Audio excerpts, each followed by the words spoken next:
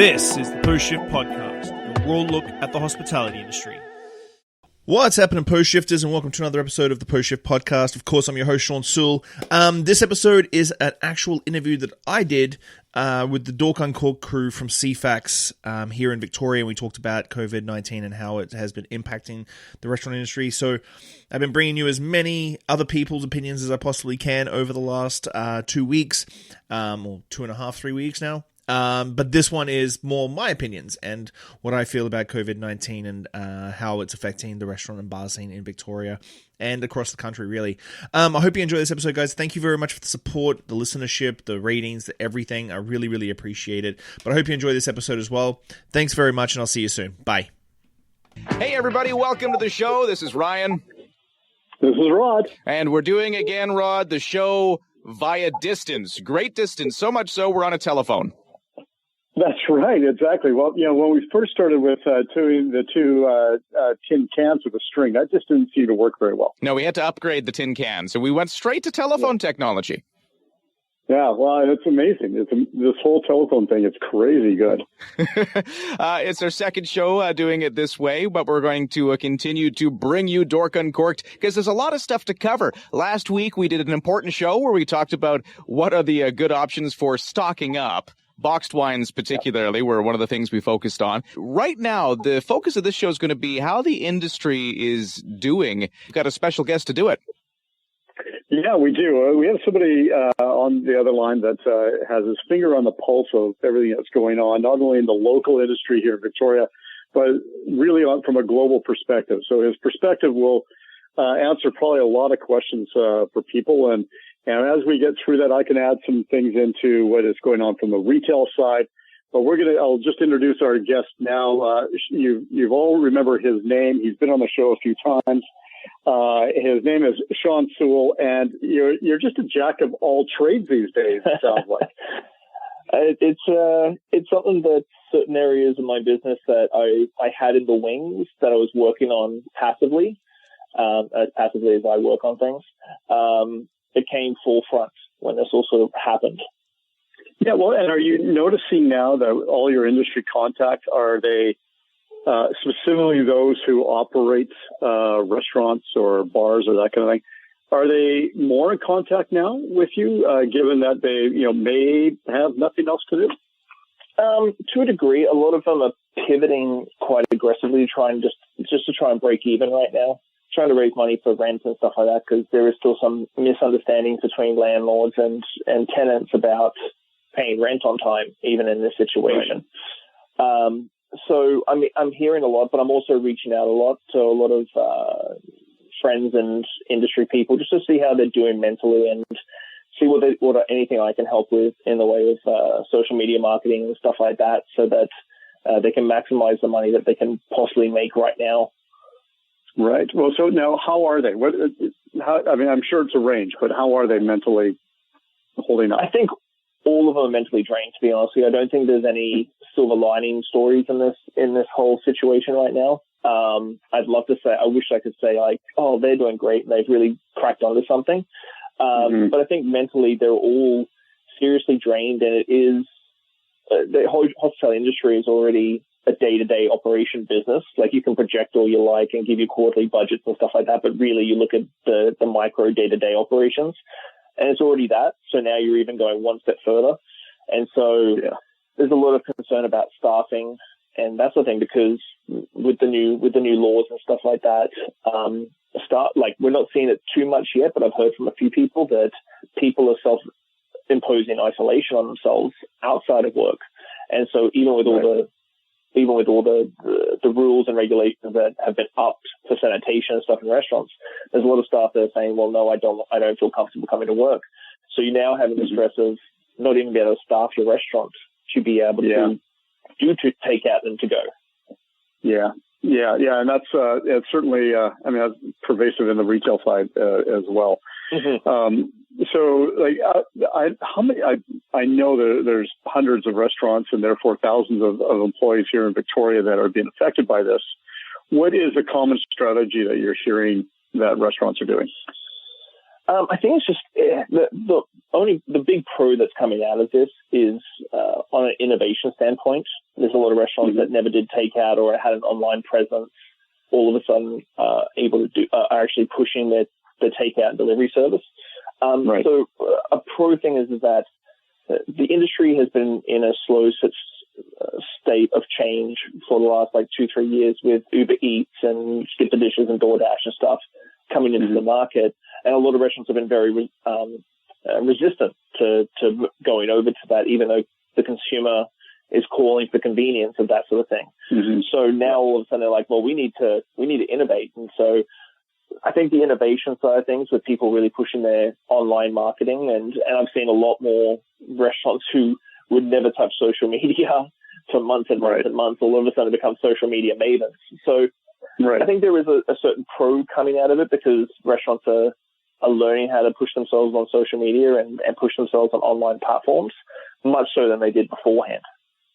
And some of those people that are taking advantage of doing the takeout and have really put their efforts towards that, what is the uptake? Is it 40% of what their business used to be, 60%, 10%? The uptake is the minimal.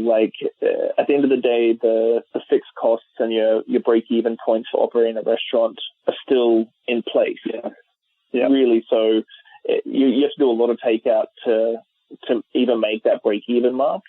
I think with the legislation change last week or a couple of weeks ago, with liquor being able to be added to your takeout order, has seen a lot of innovation. A lot of people have been pushing cocktail kits and to-go wine and stuff like that. So I see really right now, I think a lot of restaurants on the liquor side are just trying to turn stock into cash flow. Can I ask you about, you mentioned cocktail kits. Sorry, that caught my ear. When we originally heard that law change, Rod and I talked about that a bit, and we talked about how a lot of it's going to be, ready to serve things like bottles of beer and maybe a bottle of wine, those kind of items. But cocktail kit sounds interesting, and maybe a unique way to work that law into the delivery model. Well, there's a couple of pros and cons to it. You still can't do a pre-mixed cocktail per se. The law states that everything has to be packaged in its commercial packaging. But that being said, a lot of restaurants, I know Little Jumbo here in Victoria, doing takeouts, cocktail kits where you just add the booze. So you personally buy the alcohol at a liquor store, and then you can take one of their cocktails home and garnish it and that sort of thing. On the flip side of it, we've got Solomon and I at Pagliacci's. We built out a whole bunch of full bottle cocktail kits. So they're not cheap, but we built out a Negroni kit. So it's a full bottle of gin, full bottle of Cinzano Rosso, full bottle of Campari. But then because we've got so much swag from Campari, we threw in 4 Campari glasses, a couple of T-shirts, and that sort of thing. So I think the cocktail kits can be either all the juices and syrups and bitters and stuff in a pre-made batch that you add gin to or rum to, or you can do the full bottle service, which is a little bit more expensive and you don't move a ton. But again, if you've got stock on hand, you need to turn that stock into cash flow. You were mentioning how you were excited to see some of the innovation coming out of the tough situation we're in, and that sounds like one really neat way to innovate. 100%. And I think bars and restaurants have always been creative.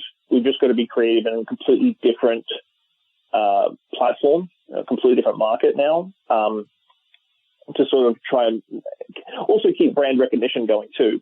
I think that's one part of the takeout delivery model, the innovation in cocktail kits and stuff, is that keeping your brand recognition and your restaurant reputation speaking for itself, even when it's not dine-in service and dine-in hospitality, is super important right now. Yeah, I can only imagine. I mean, to your point, I was online the other day and I saw that Zambri's was offering their lasagna. And I didn't even know that they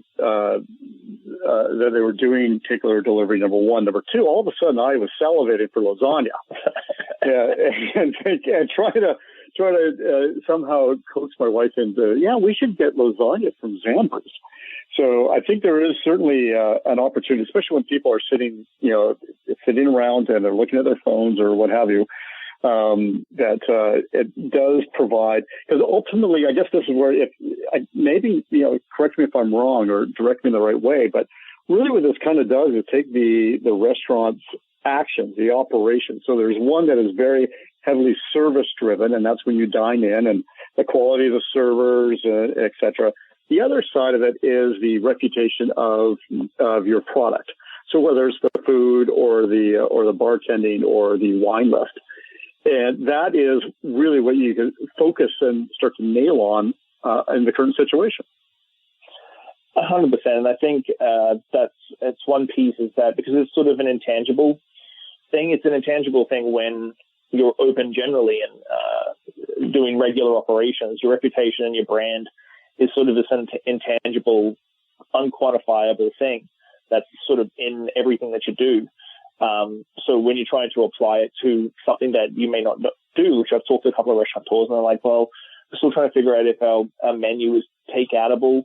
They're not doing deliveries or to-goes yet, and they're still trying to figure out if their brand fits the takeout model, which I think right now, unfortunately, you don't really have a choice. This is here to stay for a substantial amount of time. So you've got to pivot. You've got to take that sidestep and lean into what's actually happening instead of sort of overthinking where your brand sits in the realm of the Victoria restaurant thing. Well, so if there's any restaurateurs that are listening right now, who would you hold up as an example who seems to be doing it right now under the current situation? Oh, I think, Tags has always had a great delivery service. They've always had a huge portion of the money that's come in from delivery and takeout. But one thing Solomon did do, as soon as those legislations came, he was uploading his whole menu onto online and just ready to go and ready to, all the wines were on there, bottles of alcohol were on there, anything you could sell, it was getting moved.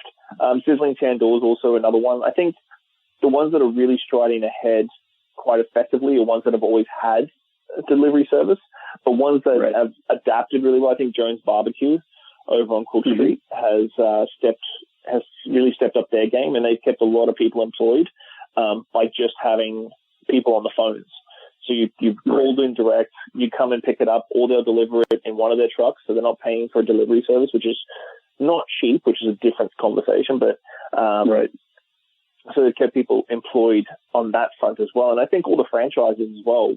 Franchises never really would fit into the delivery takeout model, have stepped up and really gone hammer to tong and lent into a strength of being an online presence. Right. Yeah. And is there a particular social media platform that you're seeing the most impact from? Is it coming from Facebook, Instagram, Twitter, or is it just sort of a 30-30-30 kind of split? I would say, if we're going to do a percentage split, I think Twitter is pretty specific these days. Everybody thinks it's too over inflated, I suppose. I would say 15% Twitter and the other 85% split between Facebook and Instagram. They're two different platforms. If I was going to give advice to restaurateurs who are out there right now, to be honest, Facebook, social media marketing on Facebook and Instagram is really, really cheap. And for $5 a day, you can really hit a lot of people with your ads, and especially if you target them right. Instagram's always going to be those pictures, that sort of visual forward and videos. Facebook's going to be a lot more copy.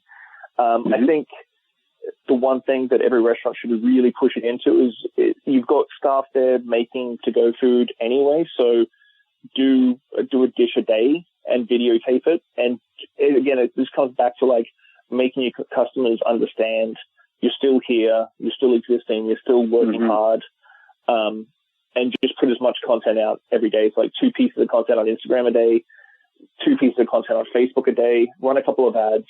You can boost posts and Instagram stories really easily. But just lean into getting those visuals onto as many people's eyes as possible. Right. Yeah, and I think you're absolutely right that probably the kernel of all what you're saying there and what these operations need to do is to be whether they're selling enough to break even on the takeout side. Hopefully, they are, but ultimately, if they are going to get through this, they're going to have be at the front of your mind once the restrictions are lifted. And when sorry, I cut you in there. And then even when the restrictions are lifted, some of them aren't going to have made it. Are any sense of how many restaurants in Victoria, a very restaurant-heavy city, how many might not be with us at the end of all this? I've been talking to the BCRFA and Able BC and a whole bunch of initiatives. The whole reason I'm doing a podcast today is to talk to a lot of people behind hospitality initiatives and legislation changes and that sort of thing. I'm hearing upwards of 50 to 65%, which is excessive. That's a lot. But again, we have to also think about outside of our little bubble, even in Victoria, like the Zambories, the Pags, the well-known name ones will probably stand. It's the little mom and pop shops that are on the corner that literally the profits they make every day pay for their dinner and that sort of thing. Those sort of places are going to be a part of that big chunk of numbers. So you've got like the top tier guys who they'll struggle, but they survive. And you'll have like the super, super bottom end, like cafes and stuff will survive. It's that big chunk in the middle. And that includes like little operations where you're literally surviving month to month. It's going to be a very different restaurant scene in Victoria once all this is said and done. Very much so. There's a lot of stuff that's coming out of it. Like a lot of people are saying this is a big reset. It's shining light a lot to the federal government, just how impactful the hospitality industry is in Canada. Because I honestly don't believe that the provincial and the federal government really can quantify how impactful our industry is because of the transient nature of workers and openings and closings and stuff like that. Like when we talk about how many people work in the hospitality industry, does the dishwasher that works 3 shifts a week or 3 shifts every 2 weeks because he's in university get counted as an employee? And these sort of figures like that people don't really understand. And then that rolls into the tourism market. So I think the government in the next month is going to get some real bad statistics, good statistics to make for change, but statistics that they're going to be like shocked at how many people are employed in the industry, how much the GDP comes from us, how much hospitality changes the way that tourism revolves. Like we're, as you said, a restaurant-heavy city. So are we going to have foodies traveling from all over the world to come to Victoria, check out our scenes when we don't have a restaurant culture? Right. Yeah. So this episode's way deeper than the last one we did. Yeah, we're talking to Shawn Soole, our special guest. Last time we had you on the radio was to talk about your book. You wrote a book about the Great Northern Cocktails, right? Yes, that's correct. Yeah, exactly. That was a lot of fun. This one's a bit more serious because you're also a restaurant and a bar consultant that works not just here in Victoria, but all around the world. You've got a lot of contacts in the industry. You're out there working with the industry. And that's why we've got you on the show today to talk about the effects the coronavirus quarantines and self-isolations and restrictions are having on the restaurant and the liquor industry. Yeah. I don't think it's any secret because there's lots of chatter on the news and social media, but retail booze sales are through the roof right now. And obviously some of that is a pandemic type of approach, much like the toilet paper scenario. It's no secret that what we're seeing is a huge increase in retail sales. But the increase is being focused into very specific brands or specific products. And we briefly touched on this last week, that instead of everything that's on the shelf selling really well, it is what people already trust. It's the brands that they already have a trust in or have tried. They know what they're going to get. That is, and the larger formats thereof. As an example, I was on the phone with the importer for Absolute Vodka today, and the sales of their 1.75, which is also known as a 60-pounder, the sales of their Absolute 60-pounder is 200% higher than it was this time last year. 200%. And so the challenge has become literally refilling the pipeline. So, because everywhere around the world, so especially in Europe, the supply chain exists, but there's fewer trucks on the road. There's fewer people loading the ships. There's fewer people in the customs offices. There's fewer people all the way along the supply chain. And even when we get to the LDB warehouses and the container world warehouses, there's fewer people there to actually take that are dealing with higher demand than the weeks leading into December of last year. So the impact is there's a positive, I guess, from a volume point of view, but the stress on the supply chain is quite critical. And, depending on what that demand function is, it's entirely possible that we're going to see some serious breaks in that supply chain, which will impact all sorts of things. I think the first one I can point to is California.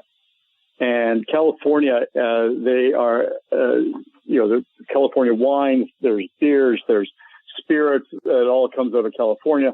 And the trouble they're having is literally finding truck drivers. And they just can't find enough truck drivers to drive up through Washington State and over the border to drop off product. And that will have an impact on the shelves. You've talked a bit about... sorry, Shawn, go ahead. Yeah. No, it was me again. But it was you again. Go ahead, Rod. Sorry. It's to Shawn's point at the end of the last segment. Yeah, this is a bit of a downer. Yeah. No, I was just going to say, Rod. So that's a bit of some of the top selling items. What are some of the items that aren't selling so well right now? Yeah, so some of the, for a lot of importers, and I think I've thrown this stat out before, as we came into April, there were 69,000 products registered for the province of BC. And to put that number into perspective, the average store carries between 2,500 and 3,000 SKUs. So there is roughly 20 SKUs for every space on a shelf in the store. And that amplifies itself when you get into each category. So some categories have a lot of heavy competition. Liqueurs, as an example, because it's such a diverse area, there's a lot of smaller brands that are competing in the small micro categories. Those micro categories are the ones that are taking a big hit. So if you're not already familiar with using Chinar, which is an artichoke liqueur, you're probably not going to go there and say, we should try. Let's try this. And certainly there is going to be some people that the longer this scenario happens, they're going to start to do those things at home. And we could probably bring in Shawn here to say, to give people some pointers as to how to make the cocktails at home, what to make. Don't be afraid of these kind of things. But those smaller categories are the things that are happening. The other category that is happening is what I'll call the mid-range of wine. And that is between $20 to $40. That is almost like the no man's land. That is really not selling. The things that are higher than $40, yes, because there's typically less quantity. So there's only, say, 10 cases. As an example, I don't know if you're familiar with the wine Opus One. But Opus One wholesales at roughly about $200 a bottle. And there was a couple stores in Vancouver last week that placed orders for like $20,000 orders. And their expectation is that they'll be able to move that, but they won't be able to move that $30 bottle of Petit Syrah or what have you. Now, does that answer your question? Yeah, it does. Except one other thing, locally, and maybe Shawn, what are you hearing locally about the local scene when it comes to retail and also just producers?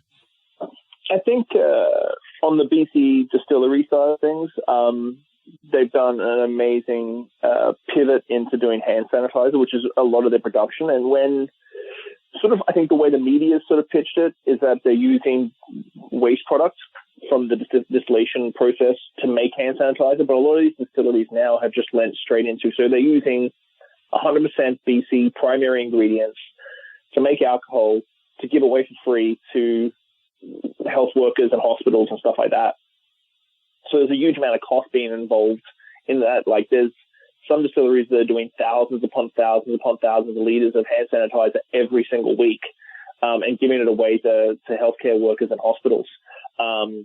It's balancing out a little bit this week. I'm seeing a lot more big companies coming on board.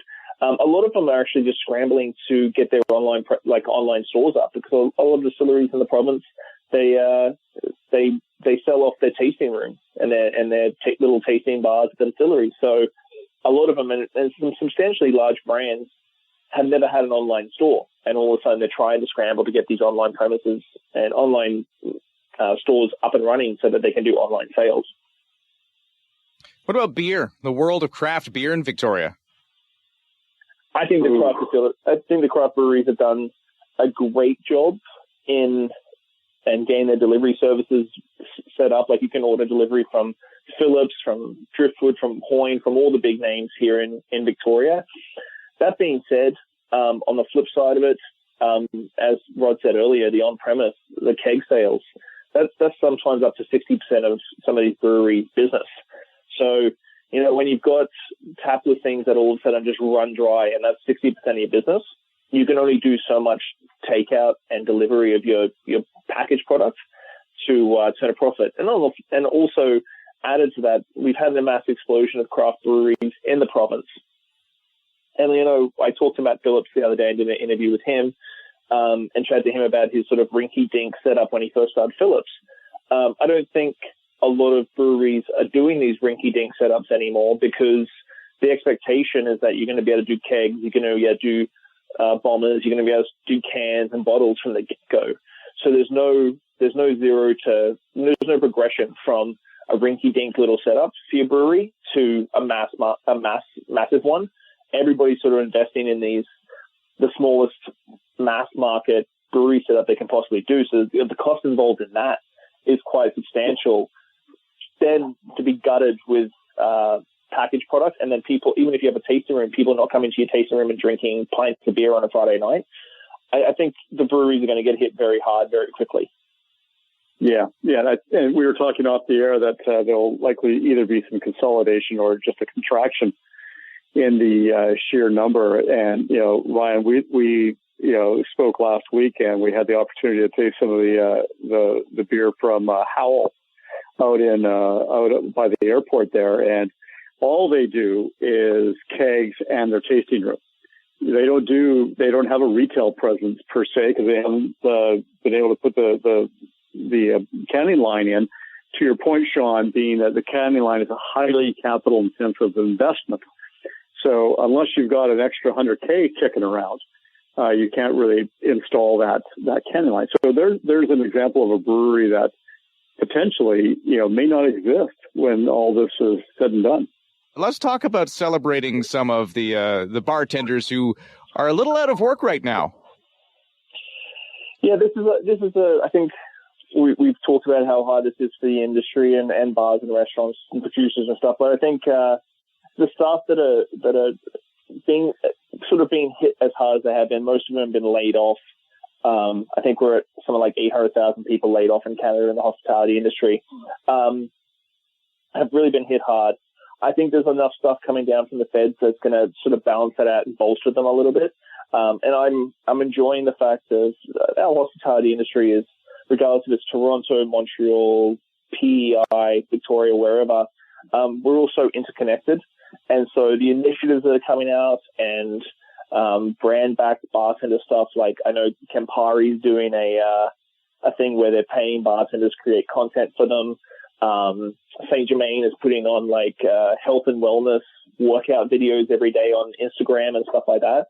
I think the bartenders, we're always going to be constantly creating and trying to look at the bright side of everything. So I think the way the industry and bartenders in particular have come together to sort of create this sort of online presence and online world that we all exist in now, whether it be Zoom or Instagram or Facebook, is kind of fun. Yeah, so because in your book, you highlight a number of bartenders. Can you give us a sense of where they're at and what they're doing these days?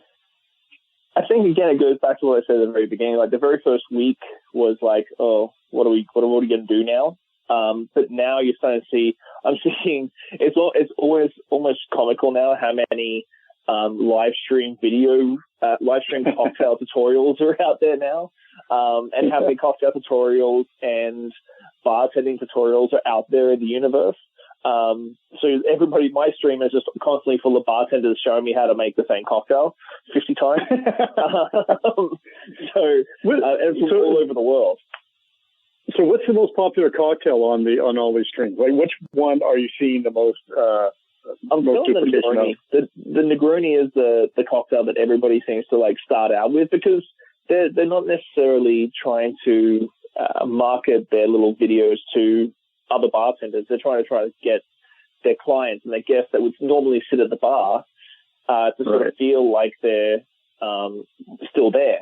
And so one of the local bartenders, Mike Norberry, he's one of the bartenders at Veneto. He actually does a cocktail a day, and it's becoming quite hilarious because he's throwing it over to friends all over the world to do a video, and then he posts it on his IGTV. And so people are getting creative. Some are very brand specific because the brand is kicking them a little bit of money to sort of showcase their product. I think everybody's sort of figuring out a way where they exist. Like, there's a lot of Zooms going on. Zoom meetings are super popular. Like, I host a Zoom meeting every Friday at 5:30. And I invite a whole bunch of bartenders, and we sit around and chinwag and have drinks and like have a good 2-hour session together. Just so no one feels like they're lonely, and they can sort of, we've got some regular clientele that would sit at all our bars. They get included in the meeting as well. So you've got regular Joes who would be our regular clientele in the meetings too. So I think bartenders are just getting creative on how to still show everybody a great time. So from your, is there any feeds that you know of that you can recommend that would highlight some of the bartenders you featured in your book? Oh, there's so much. I look at my Instagram, and like every 30 seconds there's a notification that someone's doing a live stream. I think your best bet, if you're an honest cocktail lover in Victoria, Vancouver, wherever you're listening to this right now, actually just go find your favorite bartenders, add them. Especially in this time, there's sort of no rules. There's no rules of like social awkwardness when it comes to following your favorite bartender, especially if that bartender is giving you information and creating drinks and just having a good time. I think it's a nice recluse away from all the dark and dreary news that we're hearing on social media and on TV and stuff. When you see bartenders in Hawaiian shirts with a green screen behind them, so they're making out that they're on a beach somewhere making a pina colada. So I think like whoever you follow and sit at bars, usually follow them on social media. Check out what they're doing, see what they're doing, support them. So go ahead, Ryan. Oh no, you go ahead, Rod. After you. Okay, like that was my next thing is, so for all those people who are listening out there, what can we do to best help them? Obviously, we can't sit at their bar, and obviously through like a Zoom meeting, they're not going to generate tips or revenue when doing it. What ways can we as a community support those that are taking the brunt of this in the restaurant trade? There's a couple of initiatives out there. Here on the West Coast, probably the best one to sort of follow is the Canadian Professional Bartenders Association, the CPBA. That's an organization in Vancouver that's been around for a couple of years, and they've really stepped up. They just signed a big deal, if you hadn't heard, with Aviation. So Aviation, Jen and Ryan Reynolds they're pitching a whole bunch of money to the CPBA. I'm also part of a society in Toronto called the Bartender Benevolence Society, where we'll be handing out grants every week. I think right now everybody's sort of in the planning stages still. There's a lot of initiatives sort of rolling, but at the moment there's no mechanism to sort of put them into play. There's a few GoFundMe pages and stuff like that, but I think in the coming weeks you're going to find a heavier focus on how do we back bartenders the best we can, or not just bartenders, like hospitality staff, front and back. Right. Yeah. Yeah, it's going to be a tough time. That's for sure. So, Ryan, what were you going to, you had a question? I did. Well, I was thinking, Shawn, you were mentioning that a lot of the bartenders on your social media feeds are all trying to tell everybody how to make a Negroni. Yes. So maybe we should tell our listeners here how to do it. Let's just jump on board and be bandwagon jumpers. Time out. 1 second. We have a pick of the week coming up, and that was where I was going. What? Okay. I was going to get Shawn to describe a pick of the week being a Negroni and what to get for it. Oh, we're going to do a Negroni pick of the... Okay. Well, I'll pretend this never happened, Rod.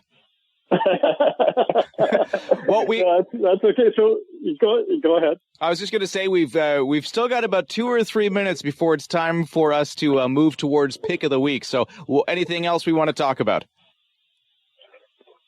Let's see. Well, I guess Shawn, are you hearing for again those restaurateurs that are listening right now?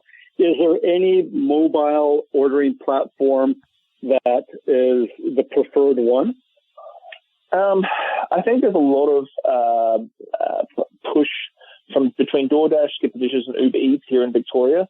They've all got different sort of fees. They've all got different setup costs and stuff like that. So I don't think there's a preferred one per se. I feel putting yourself out on as many as possible or focusing all your marketing efforts onto one, whether it be DoorDash or SkipTheDishes, is probably the best point of view. There's a whole bunch of pros and cons to doing delivery yourself, insurance-wise and stuff like that. So delivery services are going to stay after we bounce back from this and recover. Consumer convenience is still going to be paramount.